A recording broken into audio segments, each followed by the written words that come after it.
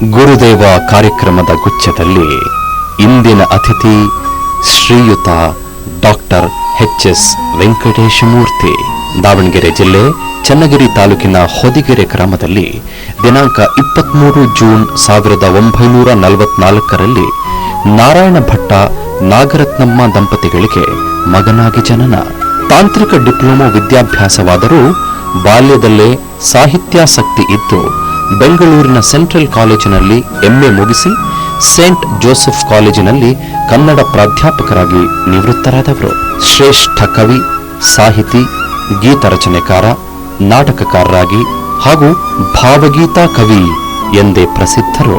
ಚಿಣ್ಣರಿಗೆ ಬಾಲ ಸಾಹಿತ್ಯ ರಚಿಸಿ ಚಿನ್ನಾರಿ ಮುತ್ತ, ಕೊಟ್ರೇಶ್ಯ ಕನಸು, ಅಮೆರಿಕ, ಕ್ರೌರ್ಯ, ಒಂದೂರಲ್ಲಿ ಇನ್ನೂ ಹಲವಾರು ಸದಭಿರುಚಿಯ ಚಲನಚಿತ್ರಗಳಿಗೆ ಕಥೆ, ಸಂಭಾಷಣೆ, ಗೀತೆಗಳನ್ನು ಬರೆದಿದ್ದಾರೆ. ಇವರಿಗೆ ಹಲವಾರು ಪ್ರಶಸ್ತಿ ಪುರಸ್ಕಾರಗಳು ಸಂದಿದ್ದಾವೆ. ಇವರ ಬಗ್ಗೆ ತಿಳಿಸ್ತಾ ಹೋದರೆ ಅದೆಷ್ಟೇ ದೊಡ್ಡ ಪುಸ್ತಕ ಬರೆದರೂ ಸಾಲುವುದೇ ಇಲ್ಲ. ನಮ್ಮ ಪ್ರೀತಿಯ ಡಾಕ್ಟರ್ ಎಚ್.ಎಸ್.ವಿ. ಅವರ ಗುರುಗಳ ಬಗ್ಗೆ, ಬಾಲ್ಯದ ಬಗ್ಗೆ ನಮ್ಮೊಡನೆ ಹಂಚಿಕೊಂಡಿದ್ದಾರೆ. ನಮಸ್ಕಾರ. ಗುರುವಂದನೆ ಬದುಕಿನಲ್ಲಿ ಬಹಳ ಮುಖ್ಯವಾದಂತಹ ಒಂದು ಅಂಶ. ಗುರುವಿನ ಬಗ್ಗೆ ಸರ್ವಜ್ಞ ಒಂದು ಮಾತು ಹೇಳ್ತಾರೆ, ತಂದೆಗೂ ಗುರುವಿಗೂ ಒಂದು ಅಂತರ ಉಂಟು, ತಂದೆ ಹೇಳುವನು ಬಲುಬುದ್ಧಿ, ಗುರುವಿಂದ ಬಂಧನವೇ ಬಯಲು. ಸರ್ವಜ್ಞ ತಂದೆ ಮತ್ತು ಗುರು ಇಬ್ಬರೂ ಪೂಜ್ಯರೇ, ಆದರೆ ಸರ್ವಜ್ಞನಿಗೆ ಅವರಿಬ್ಬರಲ್ಲಿ ಒಂದು ಅಂತರ ಇದೆ ಅಂತ ಅನಿಸುತ್ತೆ. ತಂದೆ ಬುದ್ಧಿ ಮಾತನ್ನು ಹೇಳ್ತಾನೆ, ಆದರೆ ಗುರು ಸಂಸಾರದ ಬಂಧನದಿಂದಲೇ ಮುಕ್ತಿಯನ್ನು ದೊರಕಿಸ್ತಾನೆ ಅಂತ.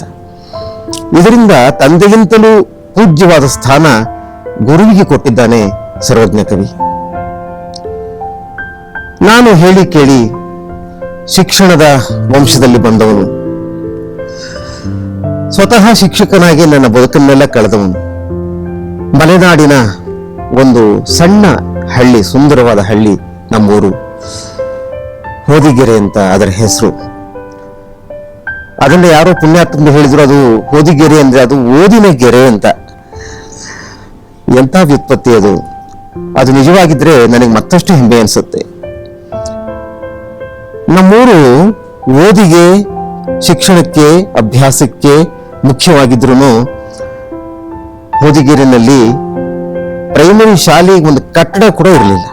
ನಾನು ಓದುವಾಗ, ಅಂದ್ರೆ ಇದು ಸುಮಾರು 70 ವರ್ಷಗಳ ಹಿಂದಿನ ಮಾತು, ನೆನಪಿಡಿ. ಯಾವುದೋ ದೇವಸ್ಥಾನದಲ್ಲಿ ಸ್ವಲ್ಪ ದಿನ, ದೇವಸ್ಥಾನದಿಂದ ಅಲ್ಲಿಂದ ಉಚ್ಚಾಟನೆ ಆದರೆ ಯಾರದೋ ಶ್ರೀಮಂತರ ಮನೆಯಲ್ಲಿ ಮುಂದ್ಗಡೆ ಅಂಗಳದಲ್ಲಿ ಸ್ವಲ್ಪ ದಿನ, ಯಾವುದೋ ಹಾಳು ಬಿದ್ದ ಮನೆಯಲ್ಲಿ ಅದನ್ನು ಹಾಗೇನೆ ಗುಡಿಸಿಕೊಂಡು ಅಲ್ಲಿ ಸ್ವಲ್ಪ ದಿನ, ಹೊರಗಡೆ ಗೋಡೆಗೆ ಎಲ್ಲ ಮನೆಗಳನ್ನ ಒರಗಿಸಿಟ್ಟಿರೋರು. ಬೆಳಗಾಗಿ ವಿದ್ಯಾರ್ಥಿಗಳು ನಾವು ಹೋದರೆ ನಮ್ಮ ಮೊದಲ ಕೆಲಸ ಆ ಮನೆಗಳನ್ನೆಲ್ಲ ಎತ್ತಿ ಅದನ್ನ ಕೆಳಗೆ ನೆಲದ ಮೇಲೆ ಹಾಸೋದು, ಅದನ್ನೆಲ್ಲ ಒರೆಸೋದು. ಕಪ್ಪು ಹಲಿಗೆ, ಆ ಕಪ್ಪು ಹಲಿಗೆಯನ್ನು ಕಪ್ಪು ಮಾಡ್ತಿದ್ದು ಒಂದು ದೊಡ್ಡ ಕಥೆಯೇ. ಅದಕ್ಕೇನು ಬಣ್ಣ ಹಚ್ತಾ ಇರ್ಲಿಲ್ಲ ಆ ಕಾಲದಲ್ಲಿ. ನಮ್ಮನ್ನೆಲ್ಲ ಕಳಿಸೋರು ಅಧ್ಯಾಪಕರು, ಹೋಗಿ ತಗೊಂಡ್ ಬನ್ನಿ ಅಂತ. ಏನನ್ನ? ತೊಂಡೆ ಸೊಪ್ಪು, ಈಜಲು ಚೆನ್ನಾಗಿ ಪುಡಿ ಮಾಡಿ ತೊಂಡೆ ಸೊಪ್ಪಿನೊಂದಿಗೆ ಸೇರಿಸಿ ಅರೆದು ಅದೇ ಪೇಸ್ಟ್, ಅದನ್ನ ಹಚ್ಕೊಂಡು ಒಂದು ದಿನ ಬಿಟ್ರೆ ಮಾರನೇ ದಿನ ಸೊಗಸಾಗಿ ಅದರ ಮೇಲೆ ಬರೀಬಹುದು. ಇದು ಪದ್ಧತಿ. ಅದು ನಾವೆಲ್ಲ ಮನೆ ಮೇಲೆ ಕೂತ್ಕೊಂಡು, ಬೆಂಚಿಲ್ಲ, ಡೆಸ್ಕ್ ಅಂತ ಅನ್ನೋದು ಕಲ್ಪನೆಯಲ್ಲೇ ಇಲ್ಲ, ಮನೆ ಮೇಲೆ ಕೂತ್ಕೊಂಡು ಅಧ್ಯಾಪಕರು ಹೇಳೋದನ್ನೇ ಕೇಳ್ತಾ ಬರೀತಾ ಇದ್ದದಂತ ಒಂದು ದಿನ. ಅದು ನಂಗೆ ನೆನಪಾಗುತ್ತೆ ಈಗ. ಆ ಅಧ್ಯಾಪಕರು ಬಡತನ, ಹೌದು, ಅಧ್ಯಾಪಕರು ಬಡವರೇ, ವಿದ್ಯಾರ್ಥಿಗಳು ಬಡವರೇ, 100ಕ್ಕೆ 80 ಜನ ಎಲ್ಲ ಬಡವರೇನೆ. ಶಿಕ್ಷಣಕ್ಕೆ ಬಡತನ ಇರಲಿಲ್ಲ. ಅದು ಬಹಳ ಮುಖ್ಯವಾದಂತಹ ಮಾತು. ನಮ್ಮ ಗುರುಗಳು, ನನಗೆ ನೆನಪಿದೆ, ಪ್ರೈಮರಿ ಶಾಲೆಯಲ್ಲಿ ಎಷ್ಟು ಚೆನ್ನಾಗಿ ಪಾಠ ಮಾಡ್ತಾ ಇದ್ರು, ಎಷ್ಟು ಒಳ್ಳೆಯ ಮಾತುಗಳನ್ನು ಹೇಳ್ತಾ ಇದ್ರು. ಬಸವಣ್ಣವರ ವಚನಗಳು, ಅಲ್ಲಮ್ಮನ ವಚನಗಳು, ಕುಮಾರವ್ಯಾಸನ ಪದ್ಯಗಳು, ತತ್ವಕಾರರ ಪದಗಳು ಎಲ್ಲ ನೀಲಾಜಾಲವಾಗಿ ಅವ್ರ ಬಾಯಲ್ಲಿ ಬರ್ತಾ ಇತ್ತು. ಅದೊಂದು ಸಂಸ್ಕಾರ ನೋಡಿ, ಅದು ಹೇಗಿತ್ತೋ ಗೊತ್ತಿಲ್ಲ. ಆ ಸಂಸ್ಕಾರ ನಮ್ಮ ಮೇಲೆ, ಮಕ್ಕಳ ಮೇಲೆ ಗಾಢವಾದ ಪ್ರಭಾವವನ್ನು ಬೀರ್ತಾ ಇತ್ತು. ನಾನು ಇತ್ತೀಚೆಗೆ ಏನ್ ಮೂರ್ತರಾಯರ್ಮ ಊರಿಗೆ ಹೋಗಿದ್ದೆ. ಅವರು ಓದಿದ ಪ್ರೈಮರಿ ಶಾಲೆಯನ್ನು ತೋರಿಸಿದ್ರು. ಅಲ್ಲಿ ಅದೊಂದು ಕಲ್ಲು ಮಂಟಪ, ಗೋಡೆಗಳು ಕೂಡ ಇಲ್ಲ. ಮೂರ್ತರಾಯರಂತಹ ಮಹಾನ್ ಪ್ರತಿಭಾವಂತ ವ್ಯಕ್ತಿ ಆ ಶಾಲೆಯಲ್ಲಿ ಕುತ್ಕೊಂಡು ಮಗುವಾಗಿ ಪಾಠ ಕಲ್ತರು ಅಂತನ್ನೋದನ್ನ ನೆನೆಸ್ಕೊಂಡಾಗ ನಂಗೆ ರೋಮಾಂಚನ. ನಾನು ಅದರ ಚಿತ್ರ ತಗೊಂಡು ಬಂದೆ. ಹೀಗೆ ನಾನು ನಮ್ಮೂರಿಗೆ ಹೋದ್ರೆ ಅದೆಷ್ಟು ಚಿತ್ರ ತೆಗಿಬೇಕಾಗಿತ್ತು. ಯಾಕೆಂದ್ರೆ 6 ತಿಂಗಳು ಒಂದು ಕಡೆ, ಮತ್ತೊಂದು 6 ತಿಂಗಳು ಇನ್ನೊಂದು ಕಡೆ, ಹೀಗೆ ನಿರಂತರವಾಗಿ ಜಾಗ ಬದಲಾಯಿಸ್ತಾ ನಾನು ಪ್ರೈಮರಿ ಶಾಲೆಯನ್ನ ಮುಗಿಸಿದ್ದಾಯ್ತು. ಕನ್ನಡ ಅಕ್ಷರಗಳನ್ನು ಬರೆಯೋದು ಕಲಿತೆ. ಮಾಧ್ಯಮಿಕ ಶಾಲೆಯಲ್ಲಿ ಮೊಟ್ಟ ಮೊದಲು ಇಂಗ್ಲಿಷ್ ಅನ್ನುವ ಭಾಷೆ ನನ್ನ ಗಮನಕ್ಕೆ ಬಂತು. ABCDEFGH ಅನ್ನ ನಮ್ಮ ಎಷ್ಟೋ ತಿದ್ದಿಸಿದ್ರು. ಬೋರ್ಡ್ ಮೇಲೆ ಬರೆದು ಅದೇ ತರ ನೀವು ಬರೀರಿ ಅಂತ ಹೇಳ್ಕೊಟ್ರು. 4 ಕ್ಲಾಸ್ ಮುಗಿಸಿದ್ವಿ ಮಿಡ್ಲ್ ಸ್ಕೂಲು. ಮಾಧ್ಯಮಿಕ ಶಾಲೆ ಆಯ್ತು. ನಮ್ಮ ಮನೆಯಲ್ಲಿ ನಾನು ಒಬ್ಬನೇ ಮಗ. ಮನೆಯಲ್ಲಿ ಯಾರು ಗಂಡು ದಿಕ್ಕಿಲ್ಲ. 2 ಅಜ್ಜಿಯರು, 1 ತಾಯಿ. ಈ 3 ಜನ ತಾಯಿಯಂದ್ರೆ ನನ್ನ ಸಾಕಿ ಸಲಹೆ ದೊಡ್ಡವನನ್ನಾಗಿ ಮಾಡಿದ್ದು. ಆದ್ರೆ ನಮ್ಮೂರಿನಲ್ಲಿ ಪ್ರೌಢಶಾಲೆ ಇರಲಿಲ್ಲ, ಹೈಸ್ಕೂಲ್ ಇಲ್ಲ. ಹೈಸ್ಕೂಲಿಗೆ ಹೋಗ್ಬೇಕು ಅಂದ್ರೆ ಮಕ್ಕಳೆಲ್ಲ ಪಕ್ಕದ ತಾಲೂಕಿಗೆ ಹೋಗ್ಬೇಕು. ಚನ್ನಗಿರಿನೋ ಹೊಳಲ್ಕೆರೆಯೋ ಎಲ್ಲಾದ್ರೂ ಹೋಗಿ ಓದ್ಬೇಕು. ನಾನು ಹಾಗೆ ಹೊಳಲ್ಕೆರೆಗೆ ಹೋಗಿ ಅಲ್ಲಿ ಹೊಸದಾಗಿ ಆರಂಭವಾಗಿದ್ದಂಥ ಹೈಸ್ಕೂಲ್ನಲ್ಲಿ ದಾಖಲಾದೆ. ಯಾರ್ದೋ ನೆಂಟರ ಮನೆಯಲ್ಲಿ ಊಟ. ಆದ್ರೆ ನಾನು ಹೊಳಲ್ಕೆರೆಗೆ ಹೋದ್ನಲ್ಲ, ಅಲ್ಲಿ ನನಗೆ ಪರಿಚಯರಾದಂಥ ಅಧ್ಯಾಪಕರು ಅದ್ಭುತ ವ್ಯಕ್ತಿಗಳು. ಅದರಲ್ಲಿ 2 ನನ್ನ ನೆಲೆಯಬೇಕು ನಾನು. ಒಬ್ರು ಕನ್ನಡ ನನಗೆ ಪಾಠ ಮಾಡ್ತಿದ್ದಂಥ ನರಸಿಂಹಶಾಸ್ತ್ರಿಗಳು, ನರಸಿಂಹಶಾಸ್ತ್ರಿ ಅವರ ಹೆಸರು. ನೋಡಿದಕ್ಕೆ ಬಹಳ ವಿಲಕ್ಷಣವಾದಂಥ ಆಕಾರ ಅವ್ರದ್ದು. ಕಚ್ಚೆ ಪಂಚೆ, ಬಿಳಿ ಅಂಗಿ, ಮೇಲೆ ಕಪ್ಪು ಕೋಟು ವೇಸ್ಟ್ ಕೋಟ್ ಹಾಕೊಂಡು, ಹಣೆಗೆ ಕುಂಕುಮ ಇಟ್ಕೊಂಡು, ತಲೆಗೆ ಒಂದು ಟೊಪ್ಪಿ. ಆ ಟೊಪ್ಪಿಗೆ ಹಿಂದೆ ಒಂದು ಜುಟ್ಟು ಬೇರೆ ಅವರಿಗೆ, ಗಂಟು. ಅದು ಗಂಟು ಹಾಕಿಕೊಂಡಂಥದ್ದು. ಆ ಗಂಟು ಹೊರಗಡೆ ಇರ್ತಾ ಇತ್ತು. ಹೀಗೆ ನಮಗೆ ಬಹಳ ವಿಲಕ್ಷಣವಾಗಿ ಕಾಣ್ತಿದ್ದಂತಹ ಅಧ್ಯಾಪಕರು ಕನ್ನಡ ಪಾಠ ಶುರು ಮಾಡಿದ್ರು. ಮೊದಲನೇ ತರಗತಿಯಲ್ಲೇ ಆಶ್ಚರ್ಯ ಆಗ್ಬಹುದು, ಬೇಂದ್ರೆ ಪದ್ಯವನ್ನ ಅವರು ನಮಗೆ ಹೇಳಿದ್ರು. ಅದೇನು ಪಠ್ಯದಲ್ಲಿ ಇರಲಿಲ್ಲ ಆ ಪದ್ಯ, ಆದ್ರೆ ಬೇಂದ್ರೆ ಪದ್ಯದಿಂದ ನಮ್ಮ ಕನ್ನಡ ಶಾಲೆಯ ಕನ್ನಡ ತರಗತಿ ಪ್ರಾರಂಭ ಆಯಿತು. ಹೀಗೆ ಕನ್ನಡ ಪಂಡಿತರು ನನಗೆ ಬಹಳ ಪ್ರಿಯರಾದ್ರು. ಅನೇಕ ಪುಸ್ತಕ ಕೊಡೋದು, ಓದಿಸೋದು, ಇದನ್ನು ಓದು ಮಗು ಅನ್ನೋರು ಯಾವಾಗ್ಲೂ ಮಕ್ಕಳಿಗೆಲ್ಲ ಇದನ್ನು ಓದು ಮಗು, ನೀನು ಇದನ್ನು ಓದ್ಬೇಕು ಮಗು. ನಾನೇನಾದ್ರೂ ತಕೊಂಡ್ರೆ ಇದು ಬೇಡ, ನಿನಗೆ ಸ್ವಲ್ಪ ವಯಸ್ಸಾಗ್ಬೇಕು. ಆಗ್ತಾನೆ ರಾಮಾಯಣ ದರ್ಶನಂ ಕಾವ್ಯ ಬಂದಿತ್ತು. ನಾನು ಅದನ್ನು ಕೊಡಿ ಸರ್, ದೊಡ್ಡ ಪುಸ್ತಕ ಓದ್ತೀನಿ ಅಂದ್ರೆ, ನಿನಗೆ ಈಗಲೇ ಅರ್ಥವಾಗಲ್ಲಪ್ಪ, ಇದು ಸ್ವಲ್ಪ ದೊಡ್ಡವನಾಗು ಆಮೇಲೆ ಓದುವಂತೆ ಅಂತ. ಹೀಗೆ ಮಕ್ಕಳಿಗೆ ಏನನ್ನು ಓದಿಸ್ಬೇಕು, ಏನನ್ನು ಕೊಡಬೇಕು ಅನ್ನೋಂಥ ಬಲ್ಲಂಥ ಔಚಿತ್ಯ ಪ್ರಜ್ಞೆ ಇದ್ದಂಥ ಅಧ್ಯಾಪಕರು ಆ ನರಸಿಂಹಶಾಸ್ತ್ರಿಗಳು. ಅವರು ಕನ್ನಡಕ್ಕೆ ಭದ್ರವಾದ ಬುನಾದಿಯನ್ನು ಹಾಕಿದ್ರು. ನನ್ನ ಅಂತರಂಗದಲ್ಲಿ ಕನ್ನಡ ಅನ್ನುವಂಥ ಒಂದು ಚೇತನ ಸ್ಥಾಪನೆಗೊಳ್ತು. ಇವತ್ತು ನಾನು ಕವಿ ಆಗಿದ್ರೆ, ನಿಮ್ಮ ಮುಂದೆ ನಿಂತು ಮಾತಾಡ್ತಾ ಇದ್ರೆ, ಅದಕ್ಕೆ ನಮಸ್ಕಾರ ನಾನು ಹೇಳಬೇಕಾದ್ದು, ಮೊದಲ ನಮಸ್ಕಾರ ಹೇಳಬೇಕಾಗಿದ್ದು ನರಸಿಂಹಶಾಸ್ತ್ರಿಗಳಿಗೆ. ನಮ್ಮ ಶಾಲೆಯಲ್ಲಿ, ನಮ್ಮ ಹೈಸ್ಕೂಲ್ನಲ್ಲಿ ಗಣಿತ ಕಲಿಸುವಂತ ಒಬ್ರು ಮೇಷ್ಟ್ರಿದ್ರು. ಅವ್ರು ನಾವೆಲ್ಲ RSM ಅಂತ ಕರೀತಾ ಇದ್ವಿ. ಈ RSM ಅವರ ಹೆಸರನ್ನು ವಿಸ್ತರಿಸಬೇಕಂದ್ರೆ ಆರ್ ಸಚ್ಚಿದಾನಂದ ಮೂರ್ತಿ ಅಂತ. ಕುಳ್ಳ ವ್ಯಕ್ತಿತ್ವ, ತುಂಬಾ ಸುಂದರ ಪುರುಷ, ಗುಂಗುರು ಕೂದಲು, ಹೊಳೆಯುವಂತಹ ಬೂಟ್ಸ್ಗಳು, ಯಾವಾಗ್ಲೂ ಪಾಲಿಶ್ ಮಾಡಿರುವಂತ, ಸ್ವಲ್ಪ ಧೂಳಾಗಬಾರದು. ಬಂದ್ರು ಶಾಲೆಗೆ, ತರಗತಿ ಬಂದ್ರಂದ್ರೆ ಮಕ್ಕಳೆಲ್ಲ ಅವ್ರನ್ನ ಆಶ್ಚರ್ಯ ನೋಡ್ತಾ ಇದ್ರು, ಆಹಾ ಅಂತ. ಅವರು ಗಣಿತ ನಮಗೆ ಹೇಳಿಕೊಟ್ರು. ಎಷ್ಟು ಚೆನ್ನಾಗಿ ಗಣಿತ ಕಲಿಸಿದ್ರು ಅಂತಂದ್ರೆ 100ಕ್ಕೆ 100 ಅಂಕಗಳನ್ನ ಪ್ರತಿಯೊಬ್ಬ ವಿದ್ಯಾರ್ಥಿ ಪಡೆಯಬೇಕು, ಆ ರೀತಿಯ ಪಾಠ ಮಾಡ್ತಾ ಇದ್ರು ಅವರು. ಅವರು ಭಾವಗೀತೆಗಳನ್ನು ಹಾಡ್ತಾ ಇದ್ರು. ಒಂದು ದಿನ ಕುವೆಂಪು ಅವರ ಒಂದು ಸುಂದರವಾದ ಭಾವಗೀತೆಯನ್ನ ಅವರು ಮಕ್ಕಳಿಗೆ ಹಾಡಿ ತೋರಿಸಿದ್ರು ತರಗತಿಯಲ್ಲಿ. ಗಣಿತದ ಕ್ಲಾಸ್ ಮುಗಿದ ಮೇಲೆ ಅಲ್ಲಮ್ಮ ಹೇಳ್ತಾರೆ ನೋಡಿ, ಎತ್ತಣ ಮಾಮರ ಅದೆತ್ತಣ ಕೋಗಿಲೆ, ಎತ್ತಣಿಂದ ಎತ್ತಣ ಸಂಬಂಧವಯ್ಯ. ಹಾಗೆ ಇಲ್ಲೂ ಆಯ್ತು. ನಮ್ಮ ಚಿದಾನಂದ ಮೂರ್ತಿಗಳು ಕುವೆಂಪುವನ್ನ, ಬೇಂದ್ರೆಯನ್ನ, DVG ಅವರನ್ನ ಹಾಡಿ ನಮಗೆ ಕವಿತೆಯ ರುಚಿ ಹುಟ್ಟಿಸಿದ್ರು. ಹೀಗೆ ನಿಧಾನವಾಗಿ ನನ್ನ ಮನಸ್ಸು ಸಾಹಿತ್ಯದ ಕಡೆ, ವಿಶೇಷವಾಗಿ ಕವಿತೆ ಕಡೆ ಒಲಿಯೋದಕ್ಕೆ ಅದೇ ಕಾರಣ ಆಯ್ತು. ಹೈಸ್ಕೂಲ್ ಮುಗೀತು. ಹೈಸ್ಕೂಲ್ ಮುಗಿದ ಮೇಲೆ ದುರ್ಗಕ್ಕೆ ಕಳಿಸ್ಕೊಟ್ರು. ಮೊದಲಿಗೆ ನನ್ನ ಜೀವಿತದಲ್ಲಿ ಒಬ್ಬ ಕವಿಯನ್ನ ಜೀವಂತವಾಗಿ ನೋಡಿದ್ದು ಚಿತ್ರದುರ್ಗದಲ್ಲಿ.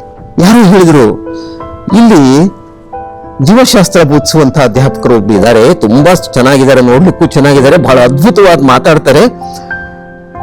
ನಿಸಾರ್ ಅಹಮದ್ ಅಂತ ಅವ್ರ ಹೆಸರು ಅಂತ. ಅವರೇ KS ನಿಸಾರ್ ಅಹಮದ್, ಕನ್ನಡದ ಈಗಿನ ಪ್ರಸಿದ್ಧ ಕವಿಗಳು. ಅವರು ನನಗೆ ಅಧ್ಯಾಪಕರಾದರು. ನಾನು ಕವಿತೆ ಬರಿತಿದ್ದೀನಿ ಅಂತ ಹೇಳಿ ಅವ್ರಿಗೆ ಹೇಗೋ ಗೊತ್ತಾಯ್ತು. ಒಂದ್ಸರಿ ಕರೆದ್ರು ಅವರು ಸ್ಟಾಫ್ ರೂಮಿಗೆ. ಬಾರಯ್ಯ ಬಾ. ಏನ್ ಸರ್, ನನಗೆ ಹೆದರಿಕೆ ಅವ್ರ ಹತ್ರ ಮಾತಾಡೋದಿಕ್ಕೆ, ಅಂಜಿಕೆ. ಏನ್ ಸರ್, ನಾನೇನು ತಪ್ಪು ಮಾಡಿಲ್ಲ ಸರ್. ಅಲ್ಲಪ್ಪ, ತಪ್ಪು ಮಾಡಿಲ್ಲ, ನೀನು ಒಳ್ಳೇದು ಮಾಡಿದ್ಯಾ, ಅದಕ್ಕೆ ಕರೆದಿದ್ದೀನಿ. ನೀನ್ ಪದ್ಯ ಬರೀತಿ ಅಂತಲ್ಲ, ತಗೊಂಡು ತೋರ್ಸು ನನಗೆ, ನೋಡ್ತೀನಿ ನಾನು. ಮಾರನೇ ದಿನ ನಾನು ಬರೆದಂತ ಕೆಲವು ಪದ್ಯ ತಗೊಂಡೋಗಿ ನಿಸಾರ್ ಅಹಮದ್ರಿಗೆ ತೋರಿಸ್ತೆ. ಓದ್ಬಿಟ್ಟು ಹೆಗಲ್ ತಟ್ಟಿ, ದೇಶ್ ಚೆನ್ನಾಗ್ ಬರೀತಿ ಕಣಯ್ಯ, ನೀನು ಬರೆದಿದ್ದೆಲ್ಲ ತಗೊಂಡ್ ಬಾ, ನಾನು ನೋಡ್ತೀನಿ. ಹೀಗೆ ನನಗೆ ನಿಸಾರ್ ಅಹಮದ್ರು ಮೇಷ್ಟ್ರಾಗಿ, ಅವ್ರಿಗಿನ್ನೂ 27 ವರ್ಷ ಆಗ, ನನಗೆ 17 ವರ್ಷ, 5 ವರ್ಷ ಅಂತರ. ನಾನು ಶಿಷ್ಯ, ಅವರು ಗುರು. ಹೀಗೆ ಚಿತ್ರದುರ್ಗದಲ್ಲಿ ನಾನು ಸೈನ್ಸ್ ವಿದ್ಯಾರ್ಥಿಯಾಗಿದ್ರು ನಿಸಾರರ ಪ್ರಭಾವದಿಂದ ಕನ್ನಡ ಕಾವ್ಯದ ಅಂತರಂಗದ ಭಕ್ತನಾದೆ ಅನ್ನೋದು ಬಹಳ ಮುಖ್ಯವಾದಂತ ಸಂಗತಿ. ನಮ್ಮ ತಾಯಿ, ನಮ್ಮ ಅಜ್ಜಿಯವರಿಗೆಲ್ಲ ಆಸೆ ಅಂದ್ರೆ ನಾನು ಇಂಜಿನಿಯರ್ ಆಗ್ಬೇಕು ಅಂತ. BE ಅಪ್ಲೈ ಮಾಡಿದ್ದಾಯ್ತು, ಸೀಟ್ ಸಿಗ್ಲಿಲ್ಲ, ಡೊನೇಷನ್ ಕೊಡುವಷ್ಟು ಸಾಮರ್ಥ್ಯ ಇರಲಿಲ್ಲ. ಹಾಗಾಗಿ BE ಇಲ್ಲದ್ರೆ ಪರವಾಗಿಲ್ಲ, ಡಿಪ್ಲೊಮಾ ಮಾಡೋಣ ಅಂತ ಹೇಳಿ ಮೆಕ್ಯಾನಿಕಲ್ ಇಂಜಿನಿಯರಿಂಗ್ ಡಿಪ್ಲೊಮಾಕ್ಕೋಸ್ಕರ ಭದ್ರಾವತಿನಲ್ಲಿ ನಾನು ಅಲ್ಲಿ ಹೋಗಿ ಕಾಲೇಜ್ SJ ಪಾಲಿಟೆಕ್ನಿಕ್ ಅಲ್ಲಿ ಸೇರ್ಕೊಂಡೆ. ಅಲ್ಲಿ ನನಗೆ ಸಾಹಿತ್ಯದ ಆಸಕ್ತಿ ಇರುವಂತ ಜನ ಸಿಕ್ಲಿಲ್ಲ. ಆದ್ರೆ ಅಷ್ಟರಲ್ಲಾಗ್ಲೇ ನನಗೆ ಕಾರಂತರು, ಬೇಂದ್ರೆ, ಕುವೆಂಪು, ನರಸಿಂಹಸ್ವಾಮಿಗಳು, ಅಡಿಗರು, ಶಿವರುದ್ರಪ್ಪನವರು ಇವರೆಲ್ಲ ಹತ್ರ ಆಗ್ಬಿಟ್ಟಿದ್ರು. ಹಾಗಾಗಿ ನನಗೆ ಸಾಹಿತ್ಯದ ಒಂದು ಪರಿಸರ ಇಲ್ಲ ಅನ್ನುವಂತ ಅನಿಸಿಕೆಯೇ ಬರಲಿಲ್ಲ. ಭದ್ರಾವತಿಯಲ್ಲಿ ನಾನು ಪಕ್ಕದಲ್ಲೇ ಶಾರದಾ ಮಂದಿರ ಅಂತ ಒಂದು ಕಲಾಮಂದಿರ ಇತ್ತು, ಅಲ್ಲಿ ಭಾಷಣಗಳು ಆಗ್ತಾ ಇದ್ದು. ಆನಾಕ್ರು ಅವರ ಭಾಷಣ ನಾನು ಅಲ್ಲಿ ಕೇಳಿದೆ, ಚೌಡಯ್ಯನವರ ಪಿಟೀಲ್ ವಾದನವನ್ನು ಅಲ್ಲಿ ಕೇಳಿದೆ, ದೊರಸಮಯ್ಯಂಗಾರರ ವೀಣೆಯನ್ನ ಅಲ್ಲಿ ಕೇಳಿದೆ. ನಾನು ಅಲ್ಲಿ ಡಿಬೇಟ್ಸ್ ಮಾಡ್ತಾ ಇದ್ರು, ಚರ್ಚೆ. ಭದ್ರಾವತಿಯಲ್ಲಿ ಬಹಳ ದೊಡ್ಡ ದೊಡ್ಡ ವಾಗ್ಮಿಗಳೆಲ್ಲ ಸೇರಿ ಅಲ್ಲಿ ಚರ್ಚೆ ಮಾಡ್ತಾ ಇದ್ರು ವಾರಕ್ಕೊಮ್ಮೆ. ಅದರಲ್ಲಿ ನಾನು ಪಾಲ್ಗೊಳ್ಳೋದ್ರಿಂದ ಕೇಳೋದು, ನೋಡೋದು. ನಾನು ವಿದ್ಯಾರ್ಥಿ ತಾನೆ, ನೋಡಿ. ಹೀಗೆ ನನಗೆ ಮಾತಾಡೋದು ಹೇಗೆ, ಯಾವ ತರ ಮಾತಾಡಿ ಜನಗಳನ್ನ ಪ್ರಭಾವಿಸ್ಬೇಕು, ಮಾತಾಡಿದ್ರೆ ಹೀಗೆ ಮಾತಾಡ್ಬೇಕು, ಅನಾಕೃತರ ಮಾತಾಡ್ಬೇಕು, ಇಂಥ ಆಸೆಗಳು, ಕನಸುಗಳು ಅಲ್ಲಿ ನನ್ನ ಮನಸ್ಸಿನಲ್ಲಿ ಹುಟ್ಟಿದ್ವು. ನೋಡಿ, ಆ ಭದ್ರಾವತಿಲಿದ್ದಾಗ ಇನ್ನೊಂದು ಪ್ರಸಂಗ ನಾನು ಹೇಳ್ಬೇಕು. ಅಲ್ಲೇ ನಾನು ಮೊಟ್ಟ ಮೊದಲು ಮೈಸೂರು ಅನಂತ ಸ್ವಾಮಿ ಅವ್ರನ್ನ ನೋಡಿದ್ದು. ಮೈಸೂರು ಅನಂತ ಸ್ವಾಮಿ ಅವ್ರದ್ದು ತರೀಕೆರೆನಲ್ಲಿ ಗಣಪತಿ ಉತ್ಸವದಲ್ಲಿ ಸಂಗೀತ ಕಚೇರಿ, ಭಾವಗೀತೆಗಳ ಗಾಯನ. ಅನಂತ ಸ್ವಾಮಿ ಮತ್ತು ಶ್ಯಾಮಲಾ ಜಾಗೀರ್ದಾರ್ ಅವತ್ತು ಹಾಡ್ಲಿಕ್ಕಿದ್ದಾರೆ ಅಂತ. ನಮ್ಗೆ ತರೀಕೆರೆಯಲ್ಲಿ ಒಬ್ರು ಗೆಳೆಯರಿದ್ರು, ರಾಧಾಕೃಷ್ಣ ಅಂತ. ಆ ರಾಧಾಕೃಷ್ಣ ಅವ್ರು ಏನ್ ಮಾಡಿದ್ರು, ನೀವು ನಮ್ಮೂರಿಗೆ ಬನ್ನಿ, ನಮ್ಮನೇಲಿ ಇದ್ದು ಇವತ್ತು ಸಂಗೀತ ಕೇಳ್ಕೊಂಡು ಹೋಗಿ ಅಂತ. ಅವತ್ತು ರಾತ್ರಿ ಅಲ್ಲೇ ಮಲಗೋಣ ಅಂತ ಹೇಳಿ ನಾವು 6 ಗಂಟೆಗೆಲ್ಲ ಹೋದ್ರೆ ಜನವೋ ಜನ, ಸಾವಿರಾರು ಜನ ಸೇರಿದ್ದಾರೆ. ನಿಮ್ಗೆ ಆಶ್ಚರ್ಯ ಆಗ್ಬೋದು, ಇವತ್ತು ಭಾವಗೀತೆ ಅಂತಂದ್ರೆ ಅಷ್ಟು ಜನ ಸೇರ್ತಾರ ಅಂತ ಹೇಳಿ. ಅವತ್ತು ಅನಂತ ಸ್ವಾಮಿ ಹಾಡಿದ್ರು. ಅದೇನು ಅದ್ಭುತವಾಗಿ ಹಾಡಿದ್ರು ಅಂದ್ರೆ, ಮೊಟ್ಟ ಮೊದಲು GP ರಾಜರತ್ನಂ ನನ್ನ ಮನಸ್ಸನ್ನ ಹೊಕ್ಕಂತಹ ಶುಭಗಳಿಗೆ ಅದು ಅಮೃತ ಕ್ಷಣ ಅಂತ ನಾನು ಭಾವಿಸ್ತೀನಿ. ರತ್ನ ಪದಗಳನ್ನ ಅವತ್ತು ಅನಂತ ಸ್ವಾಮಿ ಹಾಡಿದ್ರು. ಆಗ ಅವರು ಮ್ಯಾಂಡ್ಲಿನ್ ಮುಗಿಸ್ಕೊಂಡು ಹಾಡ್ತಾ ಇದ್ರು. ಅವರು ಎತ್ತರಕ್ಕೆ ಏರಿಸಿದಂತ ಧ್ವನಿ, ಅದರ ಅವರ ಆಂಗಿಕಗಳು, ತನ್ಮಯತೆ, ಇದೆಲ್ಲ ನನ್ನನ್ನು ಹುಚ್ಚಿಡಿಸ್ಬಿಟ್ಟು. ಹೇಗಂದ್ರೆ ಮಾರನೇ ದಿನ ಕಾಲೇಜಿಗೆ ಹೋದಾಗ, ಪಾಲಿಟೆಕ್ನಿಕ್ ಹೋದಾಗ ಬರೀ ಅನಂತ ಸ್ವಾಮಿ ಅವರ ಹಾಡುಗಳನ್ನೇ ನಾವೆಲ್ಲ ಕುಣುಕ್ತಾ ಇದ್ವಿ. ಹೀಗೆ ಅಂದ್ರೆ ಭಾವಗೀತ ಪ್ರಪಂಚದ ಪರಿಚಯ ನನಗೆ ಹೀಗೆ ತರೀಕೆರೆಯಲ್ಲಾಯಿತು. ನಾನು ಭದ್ರಾವತಿಯಲ್ಲಿ ವಿದ್ಯಾರ್ಥಿಯಾಗಿದ್ದೆ. ಕೆಲಸದ ಬೇಟೆ ಶುರುವಾಯಿತು. ಯಾವುದೋ ಒಂದು ವರ್ಕ್ಶಾಪ್ ನಲ್ಲಿ ಡೈಲಿ ವೇಜಸ್ ಮೇಲೆ ಕೆಲಸ ಮಾಡ್ತಾ ಇದ್ದೆ. ಕೈ ಮೈಯೆಲ್ಲ ಮಸಿ, ಬರುವಾಗ ಮತ್ತೆ ಬಟ್ಟೆ ಬದಲಾಯಿಸ್ಕೊಂಡು ಬರೋದು. ಈ ತರ ಇರೋ ಕಾಸಲ್ಲಿ ಮುಗಿಸಿಬಿಟ್ಟು ಪುಸ್ತಕ ತಗೊಂಡ್ಬಂದು ಓದ್ತಾ ಇದ್ದೆ. ಅಲ್ಲಿ ಆ ಸಂತೆ ಬಾಗಿಲ ಹತ್ರ ಒಂದು ಅಂಗಡಿ ಇತ್ತು, ಪುಸ್ತಕದ ಅಂಗಡಿ. ಅಲ್ಲಿಗೆ ಹೋಗಿ ಬಸವರಾಜ ಬುಕ್ ಡಿಪೋ ಅಂತಲೇ ಏನೋ ಇತ್ತು ಅದ್ರ ಹೆಸರು. ಅಲ್ಲಿ ಹೋಗಿ ಏನೇನು ಸಿಗುತ್ತೋ ಪುಸ್ತಕಗಳು ತಗೊಂಡ್ ಬರೋದು. ಕನ್ನಡ ಕಥೆ, ಕಾದಂಬರಿ, ಆ ಕಂಬನಿ, ಕೊಯ್ಲು, ರಕ್ತರಾತ್ರಿ, ಹೊಸ ಹಗಲು, ವಿಜಯೋತ್ಸವ, ಹಂಸಗೀತೆ, ಇದೆಲ್ಲವನ್ನು ನಾನು ಆಗ ಓದಿದೆ. ಹೀಗೆ ನನಗೆ ಸಾಹಿತ್ಯ ಅಂತ ಅನ್ನೋದು ನನ್ನ ಸಂಪೂರ್ಣ ಆವರಿಸ್ಕೊಂಡು ಬಿಡ್ತು. ನಾನು ಯಾಕೆ ಬರೀಬಾರ್ದು ಅನ್ನುವಂಥ ಆಸೆ, ಹುಚ್ಚು ಅಲ್ಲಿ ಶುರುವಾಯಿತು. ತರಗತಿಯಲ್ಲಿ ಕೂತು ಕೇಳಿದ ಪಾಠ ಮಾತ್ರ ಶಿಕ್ಷಣ ಅಲ್ಲ, ತರಗತಿಯ ಹೊರಗೂ ಕೂಡ ಅಧ್ಯಾಪಕರಾದವರು ಹುಡುಗನ ಮೇಲೆ ಮಾಡುವಂತ ಒಳ್ಳೆಯ ಪರಿಣಾಮ, ಆ ಪರಿಣಾಮದಿಂದ ಒಂದು ವ್ಯಕ್ತಿತ್ವ ನಿರ್ಮಾಣ ಅಂತ ಅನ್ನೋದಾಗುತ್ತೆ. ಅಂತಹ ಮಹಾನ್ ವ್ಯಕ್ತಿಗಳು ನನ್ನ ಜೀವನದಲ್ಲಿ ಬರದೇ ಹೋಗಿದ್ದರೆ ನರಸಿಂಹಶಾಸ್ತ್ರಿಗಳಂಥವರು, ಸತ್ಯನಾರಾಯಣ ಮೂರ್ತಿಗಳಂಥವರು, ನಿಸಾರ್ ಅಹಮದ್ರಂಥವರು ಬರದೇ ಹೋಗಿದ್ರೆ ನಾನಿವತ್ತು ಕನ್ನಡದ ಒಬ್ಬ ಲೇಖಕ ಆಗ್ತಾ ಇದ್ದ. ನನಗೆ ಸಂದೇಹ ಇದೆ. ಅಂದ್ರೆ ಆ ವಿದ್ಯಾರ್ಥಿ ಅದೃಷ್ಟವಂತನಾಗಿದ್ದು ಒಳ್ಳೆ ಶಿಕ್ಷಕರು ಸಿಕ್ಕರೆ ಅವನ ಭಾಗ್ಯದ ಬಾಗಿಲು ತೆರೆದ ಹಾಗೇನೆ. ಇಲ್ಲದೆ ಹೋದ್ರೆ ಅವ್ ಏನಾಗ್ಬಿಡ್ತಾನೋ, ಒಬ್ಬ ಗುಮಾಸ್ತನೋ ಮತ್ತೊಬ್ಬನ ಆಗ್ಬಿಡ್ಬೋದು. ನನಗೆ ಮಲ್ಲಾಡಿಲಿಂದ ಒಂದು ಆಕರ್ಷಣೆ, ಅಲ್ಲಿ ಸ್ವಾಮಿಗಳಿದ್ದಾರಂತೆ, ಅವರು ಸಾಹಿತಿಗಳಂತೆ ಅಂತ ಇಂಟರ್ವ್ಯೂ ಹೋದೆ ನಾನು. ಸದ್ಯ ಈ 90 ರೂಪಾಯಿ ಕೆಲಸ ಬಿಟ್ಟು ಸ್ವಲ್ಪ 90 ಮೇಲಿರುವಂತ 3 ಅಂಕಿಯ ಸಂಬಳ ಸಿಕ್ಬಹುದೇನೋ ಅನ್ನೋ ಆಸೆಗೆ ಅಲ್ಲಿ ಹೋದೆ. ಸ್ವಾಮೀಜಿ ಅವರು ಇಂಟರ್ವ್ಯೂನಲ್ಲಿ ಏನು ಓದಿದ್ರಿ ನೀವು ಅಂದ್ರು. Sir diploma. ಅದೆಲ್ಲಪ್ಪ ಕೇಳ್ತಿರೋದು, ಸಾಹಿತ್ಯ ಏನು ಓದಿದಿರಿ ಅಂದ್ರು.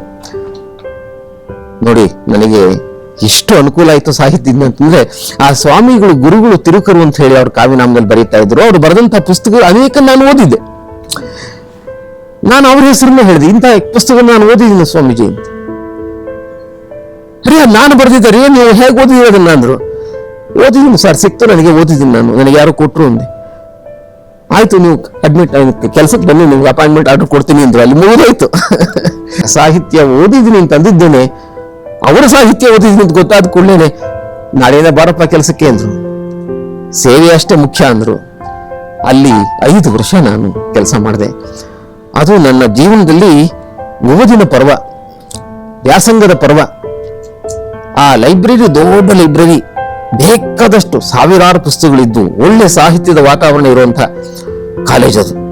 ಅವನ್ನೆಲ್ಲ ಓದ್ಕೊಂಡು ನಾನು ಡಿಪ್ಲೊಮಾ ಮಾಡಿದವನು, ಕ್ರಾಫ್ಟ್ ಟೀಚರ್. ಆದರೆ ಕನ್ನಡ ಪಾಠ ಅವ್ರಿಗೆ ಮಾಡ್ತಿದ್ದೆ ಮಕ್ಕಳಿಗೆ. ಕನ್ನಡ ಪಾಠ ಮಕ್ಕಳಿಗೆ ಮಾಡ್ತಾ ಇದ್ದೆ. ಆಶ್ಚರ್ಯ ನನಗೆ, ಅವರು ವಿಶ್ವದಲ್ಲೇ ಹೆಸರು ಮಾಡಿದಂಥ ಡಾಕ್ಟರ್ಸು, ಇಂಜಿನಿಯರ್ಸು, ಫಿಲ್ಮ್ ಡೈರೆಕ್ಟರ್ಸು ಬಂದರು. ಡಾಕ್ಟರ್ ಮೂರ್ತಿ ಅಂತ ನೀವು ಕೇಳಿರ್ಬೇಕು, ಒಳ್ಳೆ ಸರ್ಜನ್ ಆತ. ನಾನು MA ಮಾಡಬೇಕು, MA ಮಾಡಿ ಕಾಲೇಜ್ನಲ್ಲಿ ಪ್ರೊಫೆಸರ್ ಆಗಬೇಕು. ನನ್ನ ಮೇಷ್ಟ್ರು ನನಗೆ ಹೇಗೆ ಕನ್ನಡ ಕಲಿಸಿದ್ರೋ ಹಾಗೆ ನಾನು ನನ್ನ ಮಕ್ಕಳಿಗೆ, ನನ್ನ ವಿದ್ಯಾರ್ಥಿಗಳಿಗೆ ಕನ್ನಡ ಕಲಿಸ್ಬೇಕು, ಹಾಗೆ ಅಸ್ಖಲಿತವಾಗಿ ಮಾತಾಡೋದನ್ನು ಕಲಿಬೇಕು. ಇದು ನನ್ನ ಆಸೆ. ಆ ಹೈಸ್ಕೂಲಿಗೆ ರಾಜೀನಾಮೆ ಕೊಟ್ಟು ಕೆಲಸಕ್ಕೆ ಇದ್ದು ಬದ್ದು ಒಂಚೂರು ಹೊಲ ಜಮೀನಿತ್ತು, ಅದನ್ನು ಮಾರಿಬಿಟ್ಟು ಹೆಂಡತಿನ, ಮದುವೆ ಆಗಿತ್ತು ನನಗಾಗ್ಲೇನೆ, ಹೆಂಡತಿನ ನಮ್ಮ ತಾಯಿ ಹತ್ರ ಬಿಟ್ಟು ನಾನು ಬೆಂಗಳೂರಿಗೆ ಬಂದೆ. ಇಲ್ಲಿ ಯಾವುದೋ ಒಂದು ಹಾಸ್ಟೆಲ್ನಲ್ಲಿ 2 ವರ್ಷ MA ಓದೋದಕ್ಕೋಸ್ಕರ ಉಳ್ಕೊಂಡೆ. ಸೆಂಟ್ರಲ್ ಕಾಲೇಜ್ನಲ್ಲಿ ನಾನು MA ಮಾಡಿದ್ದು. ಸೆಂಟ್ರಲ್ ಕಾಲೇಜ್ ಅಂತಂದ್ರೆ ನನ್ನ ಅದೃಷ್ಟ, ನಿಜವಾಗ್ಲೂ ಕೂಡ ಒಂದು ಹೊಸ ದಿಕ್ಕು ದೆಸೆಯನ್ನು ಪಡೆದಂಥ ಸಂದರ್ಭ ಅದು. ಯಾಕಂದ್ರೆ ಅಲ್ಲಿ ಅಧ್ಯಾಪಕರು ಯಾರ್ಯಾರಿದ್ರು, ರಂಶ್ರೀ ಮೊಗಳಿ ಅವರು ನಮ್ಮ ಮೇಷ್ಟ್ರು, ME ಸೀತಾರಾಮನವರು ನಮ್ಮ ಮೇಷ್ಟ್ರು, ಡಾಕ್ಟರ್ GS ಶಿವರುದ್ರಪ್ಪನವರು, ಯಾರೋ ನನ್ನ ಜೀವನದಲ್ಲಿ ಬಹಳ ಮುಖ್ಯವಾದ ಪಾತ್ರವನ್ನ ಆಮೇಲೆ ವಹಿಸಿದ್ರು ಅಂತ ಡಾಕ್ಟರ್ GSS ಅವರು ನನ್ನ ಗುರುಗಳು. ಡಾಕ್ಟರ್ ಚಿದಾನಂದ ಮೂರ್ತಿಗಳು ನನ್ನ ಮೇಲೆ ಗಾಢ ಪ್ರಭಾವ ಬೀರಿದವರು ಆಸ್ ಎ ಪ್ರೊಫೆಸರ್, ಅವ್ರು ನನ್ನ ಮೇಷ್ಟ್ರು. ಲಕ್ಷ್ಮಣ ಭಟ್ಟು, ಚಂದ್ರಶೇಖರ್ ಕಂಬಾರ್ ಅವರು, ಒಬ್ಬರಿಗಿಂತ ಒಬ್ರು ಘಟಾನುಘಟಿಗಳು, ಹಂಪ ನಾಗರಾಜನವರು, ಇವರೆಲ್ಲ ನನಗೆ ಅಧ್ಯಾಪಕರಾಗಿದ್ದರು. 2 ವರ್ಷ ಸೀಟು ಸಿಕ್ಕಾಗ ನನ್ನ ಹೆಸರು ಕೊನೆಯಲ್ಲಿತ್ತು. MA ಮುಗಿದಾಗ ಅದು ಮೇಲೆ ಬಂದಿತ್ತು. ಇದು ವ್ಯತ್ಯಾಸ. 2 ವರ್ಷದಲ್ಲಿ ಎಂಥ ಪರಿವರ್ತನೆ ಆಯಿತು ಅಂತ ಅನ್ನೋದನ್ನ ನಾನು ಈಗ ಕೂಡ ತುಂಬಾ ಪ್ರೀತಿಯಿಂದ, ಅಭಿಮಾನದಿಂದ ನೆನೆಯೋದಕ್ಕೆ ಬಯಸ್ತೀನಿ. ಒಂದು ದಿನ ಆಶ್ಚರ್ಯ, ಒಂದು ಟೆಲಿಗ್ರಾಮ್ ಬಂತು ನನಗೆ, ನೀನು ತಕ್ಷಣ ಹೊರಟು ಬಾ, ನಾಳೆ ಬೆಳಿಗ್ಗೆ ಇಂಟರ್ವ್ಯೂ ಇದೆ ಸೇಂಟ್ ಜೋಸೆಫ್ಸ್ ಕಾಮರ್ಸ್ ಕಾಲೇಜಲ್ಲಿ. ಅಪ್ಲೈನೇ ಮಾಡಿಲ್ಲ ನಾನು, ಆಹ್ವಾನ ಬಂತು ನನಗೆ. ರಾತ್ರಿ ಟ್ರೈನ್ ಹಿಡಿದು ಬೆಂಗಳೂರಿಗೆ ಬಂದಿದ್ದೆ. ಬೆಂಗಳೂರನ್ನ ನಾನು ಆಶ್ಚರ್ಯ ನೋಡ್ತಿದ್ದೀನಿ, ಎಷ್ಟೊಂದು ಜನ, ಇಲ್ಲಿ ಯಾರು ನನ್ನವರು, ಎಷ್ಟೊಂದು ಮನೆ, ಇಲ್ಲಿ ಎಲ್ಲಿ ನಮ್ಮ ಮನೆ, ನನ್ನ ಹಾಡಿದೆಯಲ್ಲ. ಆ ಅನುಭವ ಆದದ್ದು ಆಗ್ಲೇ ಬಂದೆ. ಕಾಲೇಜಿಗೆ ಹೋದೆ. ಕಾಲೇಜಿಗೆ ಹೋಗ್ಬಿಟ್ಟು ಇಂಟರ್ವ್ಯೂ ಎಲ್ಲ ಆಯ್ತು. ಪ್ರೊಫೆಸರ್ ಆರ್ ಮಿತ್ರ ಅವರು ಇಂಟರ್ವ್ಯೂ ಮಾಡಿದ್ದು. ಫಾದರ್ ಮೆನೆಜಿಸ್ ಅಂತ ಹೇಳಿ ಪ್ರಿನ್ಸಿಪಲ್ಲು ನನ್ನ ಹತ್ರ ಮಾತಾಡಿದ್ರು. ಪಂಪನ್ ಪದ್ಯ ಓದಪ್ಪ ಅಂದ್ರು, ಅಷ್ಟೇ, ಇನ್ನೇನಿಲ್ಲ. ಮಿತ್ರ ಅವರು ಪಂಪ, ಕುಮಾರವ್ಯಾಸ ಅಂದ್ರೆ ನನಗೆ ಜೀವ. ಹಾಗಿರುವಾಗ ಪಂಪನ್ ಕೊಟ್ಟು ಓದು ಅಂದ್ರೆ ಸರಿ ಓದ್ದೆ ನಾನು. ಅರ್ಥ ಹೇಳು ಅಂದ್ರು ಅವರು, ನಮ್ಮ ಪ್ರಿನ್ಸಿಪಲ್ರು. ಅರ್ಥ ಹೇಳು ಇದಕ್ಕೆ ಅಂದ್ರು. ನಾನು ಕನ್ನಡದಲ್ಲಿ ಹೇಳಕ್ ಶುರು ಮಾಡಿದೆ. ಇಲ್ಲ ಇಂಗ್ಲಿಷ್ನಲ್ಲಿ ಹೇಳು ಅಂದ್ರು. ಇಂಗ್ಲಿಷ್ ನಾನು I am not that fluent ಅಂತ ಹೇಳಿದೆ. ಇಲ್ಲ, ನೀನು ಬಂದಂಗೆ ಹೇಳು ಅಂದ್ರು. ನನಗೇನು ತೋಚುತ್ತೋ ಅದನ್ನ ಹೇಳಿದೆ. ಆಗ ಅವ್ರಿಗೆ ಬಹಳ ಸಂತೋಷ ಆಯ್ತು. You are appointed. ಕೆಟ್ಟು ಪಟ್ಟಣ ಸೇರು ಅಂತ ಒಂದು ಗಾದೆ ಕನ್ನಡದಲ್ಲಿ. ಆದರೆ ನನ್ನ ಜೀವನದಲ್ಲಿ ಅದು ಕೆಟ್ಟು ಪಟ್ಟಣ ಸೇರೋದಲ್ಲ, ಬದುಕಿ ಪಟ್ನ ಸೇರು ಅನ್ನೋ ಹಂಗಾಯ್ತು, ಅಥವಾ ಪಟ್ನ ಸೇರಿ ಬದುಕು ಅನ್ನೋ ಹಂಗಾಯ್ತು. ನಿಜವಾಗ್ಲೂ ನಗರ ಅಂತ ಅನ್ನೋದು ಒಂದು ಬಿಡುಗಡೆಯ ಸ್ಥಾನ. ಹಳ್ಳಿಯಲ್ಲಿರುವ ಇಕ್ಕಟ್ಟುಗಳೆಲ್ಲ ಒಮ್ಮೆಗೆ ದೂರ ಆಗ್ತವೆ. ಜಾತಿ ವ್ಯವಸ್ಥೆ, ಅಸ್ಪೃಶ್ಯತೆ ಮೊದಲಾದಂಥ ಕೆಟ್ಟ ಕಲ್ಪನೆಗಳೆಲ್ಲ ದೂರ ಆಗ್ತವೆ. ಇಲ್ಲಿ ಎಲ್ಲ ಜಾತಿಯವರು, ಎಲ್ಲ ಧರ್ಮದವರು ಒಂದಾಗಿ ಬದುಕುವಂತ ಒಂದು ಮುಕ್ತ ವಾತಾವರಣ ನಮಗೆ ನಗರದಲ್ಲಿ ಇರುತ್ತೆ. ಅದರಿಂದ ನಗರ ಅಂದ್ರೆ ಒಂದು ಬಿಡುಗಡೆಯ ಸ್ಥಾನ ಅಂತ ನಾನು ಯಾವಾಗಲೂ ಭಾವಿಸ್ತೀನಿ. ನಾನು ಇದ್ದಂತಹ 27 ವರ್ಷಗಳು ಆ ಕಾಲೇಜಿನಲ್ಲಿ ನನ್ನ ಬಗ್ಗೆ ನಮ್ಮ ಪ್ರಿನ್ಸಿಪಾಲ್ಗಳಿಗೆ ಬಹಳ ಪ್ರೀತಿ, ಬಹಳ ಗೌರವ. ನನಗೆ ಹೆಮ್ಮೆ ಆಗಿದ್ದು ನನ್ನ ಬಗ್ಗೆ ಅಲ್ಲ, ನನ್ನ ಹುಡುಗರ ಬಗ್ಗೆ, ನನ್ನ ವಿದ್ಯಾರ್ಥಿಗಳ ಬಗ್ಗೆ. 35 ವರ್ಷಗಳ ಹಿಂದಿನ ವಿದ್ಯಾರ್ಥಿಗಳು ನನಗೆ ಈಗಲೂ ಅತ್ಯಾಪ್ತರು. ಅವರೆಲ್ಲ ಈಗ ಕೆಲವರು JNUದಲ್ಲಿ ಪ್ರೊಫೆಸರ್ಗಳಾಗಿದ್ದಾರೆ. ಡಾಕ್ಟರ್ ವೆಂಕಟಾಚಲ ಹೆಗಡೆ ಅಂತ ಹೇಳಿ ನನ್ನ ಅತ್ಯಂತ ಪ್ರಿಯ ಶಿಷ್ಯ. ಕೆಲವರು ದೊಡ್ಡ ದೊಡ್ಡ ಸಿನಿಮಾ ಆಕ್ಟ್ರೆಸ್ಗಳಾಗಿದ್ದಾರೆ. ಪ್ರಕಾಶ್ ರೈ ತಮಗೆಲ್ಲ ಗೊತ್ತು, ಅವರು ನನ್ನ ಶಿಷ್ಯ. ಮೊದಲ ಬೆಂಚಲ್ಲಿ ಕೂತ್ಕೊಂಡು ಪಾಠ ಕೇಳಿದಂತ ಹುಡುಗ. ರಾಹುಲ್ ದ್ರಾವಿಡ್ರು ತಾವೆಲ್ಲ ಕೇಳಿದಿರ, ಕ್ರಿಕೆಟ್ ಅಲ್ಲಿ ಕಲಿ. ಅವರು ನಮ್ಮ ಕಾಲೇಜಲ್ಲಿ ಓದಿದವರು, ನನಗೆ ಬಹಳ ಪ್ರಿಯರಾಗಿದ್ದವರು. ಅವ್ರು ಹಿಂದಿ ಸ್ಟೂಡೆಂಟ್. ಮೋಹನ್ ದಾಸ್ ಪೈ ಅಂತ ದೊಡ್ಡ ವ್ಯಕ್ತಿ, ಬಹಳ ವೈಚಾರಿಕತೆ ಬಹಳ ಗಟ್ಟಿ ಮನುಷ್ಯ, ಇನ್ಫೋಸಿಸ್ ಅಲ್ಲಿ ಕೆಲಸ ಮಾಡೋಂಥವ್ರು. ಅವರು ನನಗೆ ಬಹಳ ಪ್ರಿಯರಾಗಿದ್ದವರು. ಅವರು ಹಿಂದಿ ಸ್ಟೂಡೆಂಟು. ಆದ್ರೆ ನೋಡಿ ಶಿಕ್ಷಣ ಮಹತ್ವ ಅಂದ್ರೆ ಹೇಗಿರುತ್ತೆ ಅಂತ ಹೇಳ್ತೀನಿ ನಾನು. ಅವ್ರ ಹಿಂದಿ ಟೀಚರ್ ಹತ್ರ ಹೋಗಿ ಕೇಳೋರಂತೆ, ಸರ್ ನನಗೆ ಇವತ್ತು ಕನ್ನಡ ಮೇಷ್ಟ್ರ ಹತ್ರ ಹೋಗ್ಬೇಕು ಅಂತ ಆಸೆ ಇದೆ, ಕನ್ನಡ ಕ್ಲಾಸ್ ಅಟೆಂಡ್ ಮಾಡಬೇಕು, ನೀವು ಪರ್ಮಿಷನ್ ಕೊಡಿ ಸರ್ ಅಂತ. ಆ ಹಿಂದಿ ಮೇಷ್ಟ್ರು ಎಷ್ಟು ಒಳ್ಳೆಯವರು, ದೊಡ್ಡ ಮನುಷ್ಯ ಅಂದ್ರೆ ಅಮಾನುಲ್ಲಾ ಸಾಹೇಬ್ರಂತ ಅವರು ಚಲ್ರಿ ಬೇಟ ಅನ್ನೋರು. ಈ ಹುಡುಗ ಬಂದು ನನ್ನ ಕ್ಲಾಸಲ್ಲಿ ಕೂತ್ಕೊಳ್ಳೋದು, ಹಿಂದಿ ಹುಡುಗ. ಕುಮಾರ್ ವ್ಯಸನ್ ಪಾಠ ಮಾಡಿದೆ ಅವ್ರಿಗೆ ನಾನು. ಈಗಲೂ ಅದನ್ನ ಅವರು ಮರ್ತಿಲ್ಲ. ಸಿಕ್ಕಾಗಿಲ್ಲ, ಸಾರ್ ನಿಮ್ ಕುಮಾರ್ ವ್ಯಸನ್ ಮರೆಯೋಕುಂಟೆ ಸಾರ್ ಅಂತಾರೆ. ಅಂದ್ರೆ ನೋಡಿ, ಇದು ಕವಿಗಳು ನಮ್ಮನ್ನೆಲ್ಲ ಒಂದು ಮಾಡ್ತಾರೆ. ಅವರು ಸುವರ್ಣ ಸೇತು ಇದ್ದ ಹಾಗೆ. ಎಲ್ಲೋ ಯಾರೋ ದೂರದಲ್ಲಿ ಇರೋರೆಲ್ಲ ಇದ್ದಕ್ಕಿದ್ದ ಹಾಗೇನೆ ಒಬ್ಬ ನರಸಿಂಹಸ್ವಾಮಿಯಿಂದ, ಒಬ್ಬ ಬೇಂದ್ರೆಯಿಂದ, ಒಬ್ಬ ಅಡಿಗರಿಂದ ಹತ್ರ ಬಂದ್ಬಿಡ್ತಾರೆ. ಓ, ನಿಮಗೂ ಅಡಿಗರು ಇಷ್ಟನಾ? ನನಗೂ ಇಷ್ಟ, ಬನ್ನಿ ನಾವು ಮಾತಾಡೋಣ ಅಂತ. ಅಂದ್ರೆ ಕವಿಗಳು, ಕಾದಂಬರಿಕಾರರು, ಲೇಖಕರು, ಸಾಹಿತಿಗಳು ಜನತೆಯನ್ನು ಒಗ್ಗೂಡಿಸುವಂತ ಒಂದು ಬಹಳ ಶ್ರೇಷ್ಠವಾದ ಅಂಟು ಶಕ್ತಿ ಅವರಲ್ಲಿ ಇರುತ್ತೆ. ಈ ಪೊಲೀಸ್ನವ್ರ ಕಂಡ್ರೆ ಸ್ವಲ್ಪ ಭಯ ನನಗೆ. ಯಾರು ತಾವು ಗೊತ್ತಾಗ್ಲಿಲ್ಲ ಅಂದೆ. ಸರ್ ನನ್ನ ಸ್ಟೂಡೆಂಟ್ ಸರ್, ದೊರೆಸ್ವಾಮಿ. ಅಯ್ಯೋ ದೊರೆಸ್ವಾಮಿ, ನೀನೇ ನೆನಪ ಅದು? ಈಗ ನೋಡಿದ್ರೆ ದೊಡ್ಡ ಅಧಿಕಾರಿ, ಪೊಲೀಸ್ ಅಧಿಕಾರಿ. ಸರ್ ನಿಮಗೆ ಏನಾಗ್ಬೇಕು ಸರ್ ನನ್ನಿಂದ ಹೇಳಿ ಸರ್. ಏನು ಬೇಡಪ್ಪ, ನಿನ್ನಿಂದ ನನಗೆ ಒಂದಾಗ್ಬೇಕು ನೋಡು. ಏನು? ಈ ಪ್ರೀತಿ ಕೊನೆವರೆಗೂ ಇಟ್ಕೋ ಸಾಕು. ಅದಕ್ಕಿಂತ ದೊಡ್ಡದು ನನಗಿನ್ನೇನು ಬಯಸಲ್ಲ. ನಾನು ಯಾವ ವಿದ್ಯಾರ್ಥಿಯನ್ನು ಯಾವತ್ತೂ ಏನನ್ನೂ ಕೇಳಿಲ್ಲ. ಆ ಗುರುವಿಗೆ ಮಾಡುವ ನಮಸ್ಕಾರ, ವಂದನೆ ಇದೆಯಲ್ಲ, ಅದು ಅಸಾಮಾನ್ಯ. ಅದು ಕೊಡುವ ಸುಖ, ಸಂತೋಷ ಬಹಳ ದೊಡ್ಡದು. ದೇವ್ರ ನಮಸ್ಕಾರ ಮಾಡ್ತೀವಿ ನಾವು, ಆದ್ರೆ ದೇವರ ಸ್ಪಂದನ ಗೊತ್ತಾಗಲ್ಲ. ಗುರುಗಳ ನಮಸ್ಕಾರ ಮಾಡ್ತೀವಿ, ಗುರುಗಳ ಸ್ಪಂದನ ತಕ್ಷಣವೇ ಕನ್ನಡಿಯಲ್ಲಿ ಕಂಡ ಹಾಗೆ ಕಾಣಿಸುತ್ತೆ. ಅವರ ಕಣ್ಣ ಹೊಳಪು, ಪ್ರೀತಿ, ಅವ್ರ ಮುಗುಳ್ನಗೆ, ಅದೆಲ್ಲ ಆಹಾ, ಇವತ್ತು ಸಾರ್ಥಕ ಆಯ್ತಪ್ಪ. ನನ್ನ ಅಧ್ಯಾಪಕರನ್ನ, ನಮ್ಮ ಗುರುಗಳಾದ ಶಿವರುದ್ರಪ್ಪನವರನ್ನ, ನಮ್ಮ ಚಿದಾನಮೂರ್ತಿಗಳನ್ನ, ನಮ್ಮ ಲಕ್ಷ್ಮಣ ಭಟ್ರನ್ನ, ನಮ್ಮ ಕಂಬಾರರನ್ನ, ನಮ್ಮ ನರಸಿಂಹಶಾಸ್ತ್ರಿಗಳನ್ನ ನಮ್ಮೆಷ್ಟೊಂದು ನೆನೆಸ್ಕೊಳ್ತೀನಿ. ಯಾಕೆಂದ್ರೆ ಅವರು ಪ್ರಾತಸ್ಮರಣೀಯರು, ಸಂಧ್ಯಾ ಸ್ಮರಣೀಯರು ಕೂಡ. ಇಡೀ ದಿನ ಯಾವ ಹೊತ್ತಿನಲ್ಲೂ ಅವ್ರನ್ನ ನೆನೀಬಹುದು.